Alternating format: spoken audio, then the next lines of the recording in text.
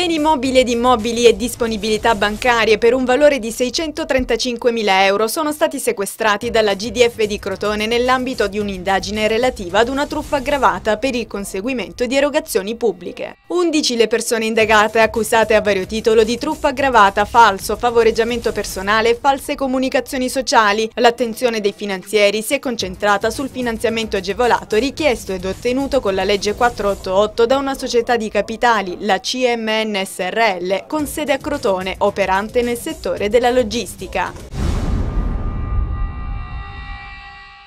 È stato eseguito oggi il primo decreto di confisca che segue il maxi sequestro di 200 milioni di euro emesso un anno fa nell'ambito dell'indagine Il Crimine. La Polizia di Stato questa mattina ha confiscato beni stimati per 700.000 euro a Siderno, il patrimonio aziendale della ditta individuale Autotrasporti Futia, comprensivo dei conti correnti funzionali all'attività dell'azienda, 2 polizze vita intestate ad Antonio Futia del valore di 100.000 euro.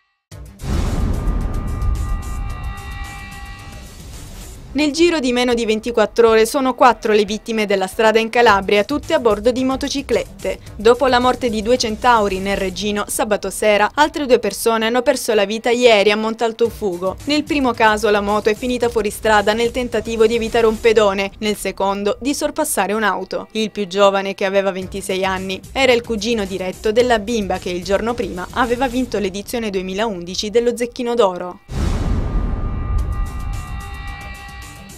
L'assessore regionale all'ambiente Francesco Pugliano ha presentato oggi all'Unical la conferenza regionale di educazione ambientale in programma il 24 e il 25 novembre prossimi nell'Ateneo Calabrese. L'incontro è stato animato da una manifestazione dei ragazzi appartenenti alla rete per la difesa del territorio franconistico che pacificamente hanno esposto le loro richieste, le dimissioni dello stesso assessore Pugliano e del commissario per l'emergenza rifiuti in Calabria Giuseppe Scopelliti.